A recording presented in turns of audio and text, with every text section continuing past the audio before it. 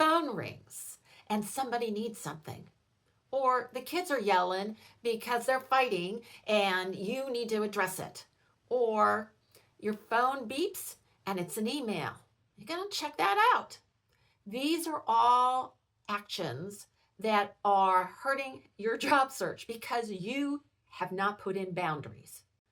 I want to talk today about why having boundaries when you're doing a job search is very important, because it will help you be more productive and get the job you want much faster. Hi, I'm Shelley Piedmont, a former recruiter turned career coach, and I want you to thrive and not just survive your job.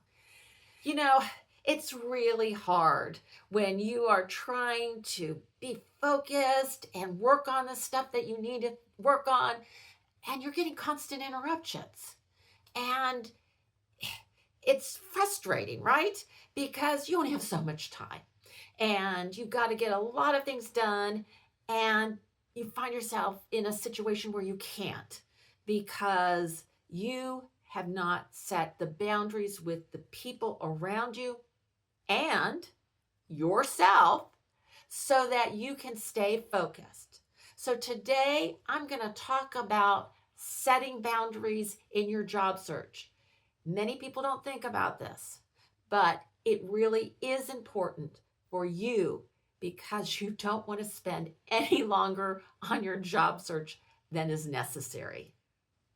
Oftentimes, we don't even think about boundaries when it comes to our job search. We're more interested in updating a resume and applying to various jobs online.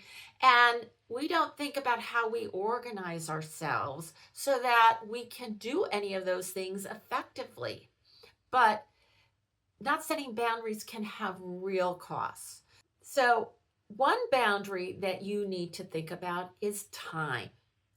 So you need to protect your time. You probably don't have as much time as you would like for your job search because you just have responsibilities. So when you can do your job search, you need to protect that. So that is not only how long you have, but when you can do it. If you like this information, I always appreciate hitting that like button. Go ahead and hit the subscribe button and put the notification on so you know when my next video is up. The second type of boundary is a task boundary. So what do I mean by that? Oftentimes job seekers do things that they enjoy doing but are not productive. And so they're choosing one task to say yes to when they really should say no to that. I'll give an example. Always tweaking your resume. That is generally a low return on investment activity because tweaking it here, tweaking it there, that's not going to move the needle.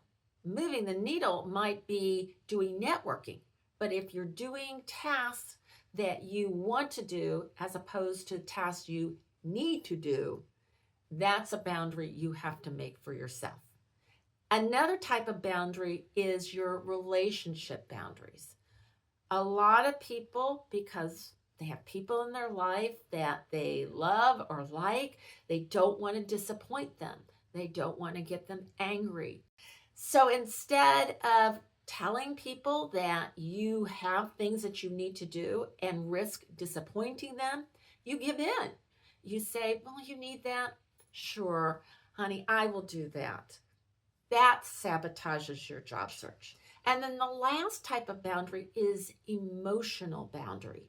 So thinking about this, your mental health and your confidence, you need to protect that. And that means that you need to set boundaries for yourself on some of your negative thinking. So as an example, you need to think about, well, how can I stay mentally strong? What do I need to do that? What boundaries do I need to put in place? So when thinking about boundaries, ask yourself these 3 questions. What happens when I tend to get interrupted? How is that happening? You also might want to ask yourself if there are people around you that tend to be the problem with interruptions. And then the third thing is, what low value activities do I tend to go towards that I know I shouldn't be doing? And what am I avoiding? Ask yourself these three questions. It can help you identify what boundaries you need to address. One of the boundaries that many people have an issue with is the time boundary. Now, how do you address that? Well, first of all, you should calendar when you're going to be working on your job search. You're going to have a time between this time and this time that is sacred for you. That is your job search time. If you have a family calendar, you put that on the calendar with everybody else's events. Then what you need to do is tell the people in your life, your family, your friends, whoever, that that time is for your job search. And they are not to disturb you unless it is a real emergency. And what you do then is you find a quiet place for you to work. Hopefully it has a door on it. So you close that door, you put a message on there that says do not disturb, and put your headphones on. You need quiet, you need focus, and make that time sacred. And if somebody needs you, what you do is you remind them it is not an emergency, and you will address whatever it is when you are done.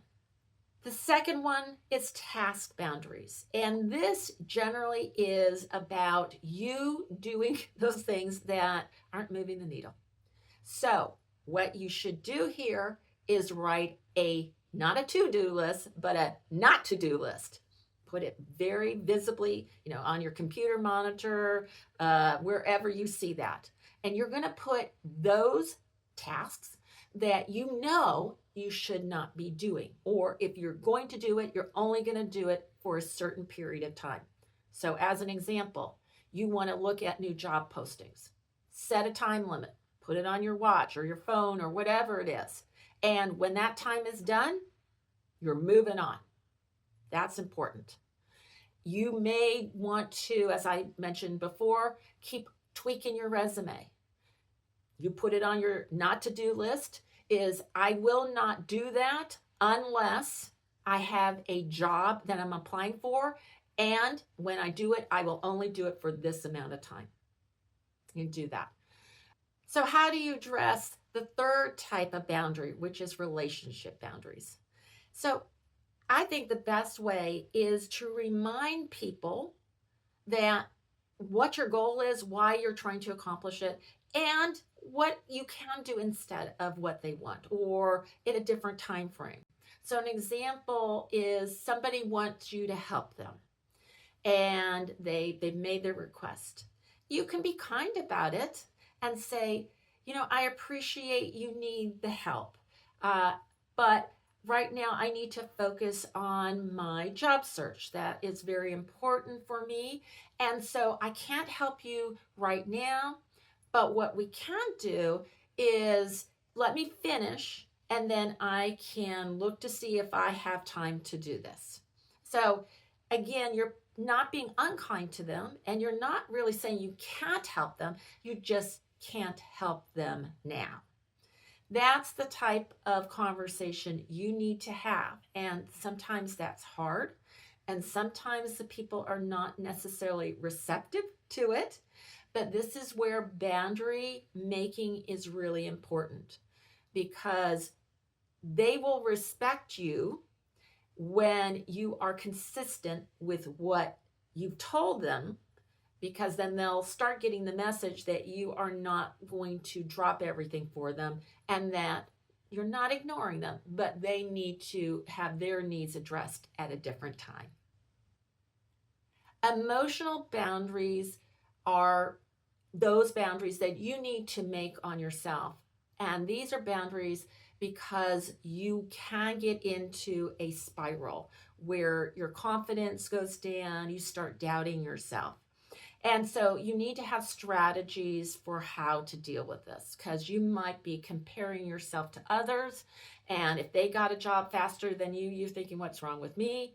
You know, rejections that you take personally, that there's something wrong with you, or just being obsessive about, checking your phone, checking your emails, looking for some sort of positive affirmation that you're moving forward and not finding it. So there's some strategies for this. One of them is to have a gratitude journal. Now, we have things in our life, even when the darkest days, that bring us joy or that we're thankful for. I think it's a good thing when you're in a job search to keep that journal, and especially write down when you have something positive that happens, because it does happen in the job search. Another thing is to look at your files or whatever you have that has shown where you have had success in working, where people have said really nice things about you and what you've done, to remind yourself that you are worthy. Another thing that you can do is make sure that you're taking care of yourself, mind, body, and soul. So that means making sure you're eating well, you're exercising, not drinking alcohol excessively. And if you like to meditate, journal, things like that, that's a good thing for you to do as well and to incorporate into your job search. So I have an action plan for you. And the first thing is to identify the boundary that is the easiest for you to address. And we're going to start with the easiest because I want you to get success. And the easiest will get you the fastest success. And if you have more boundaries, then you can start working on the other ones. But start with the easiest. And then I want you to think about why addressing this is important. And one of the things to do is, what mantra can you tell yourself that is important for you? So as an example, if it's time, you can say, my time is as valuable as anybody else's. Or if it's an emotional boundary, you can tell yourself, I need to be strong, mind, body, and soul. Something like that. It's even helpful to write that down. You can put it on a Post-it note, a whiteboard, whatever, so you can remind yourself of it. Then for 1 week, I want you to focus only on that boundary and ensuring that you're following that. Then at the end of the week, I want you to do an evaluation. Like, what happened as a result of putting in the boundary? What positives happened? Were there any negatives? What challenges did you face? And then think about, well, what can I change in the next week to make it even more successful? Keep on doing that. And what will happen is you will find that those boundaries become easier. The people around you will respect those boundaries. And the best part is you will become more productive. And if you're more productive, you're going to be one step closer to finding that job where you can thrive. So what boundary do you need to work on? Let me know in the comments.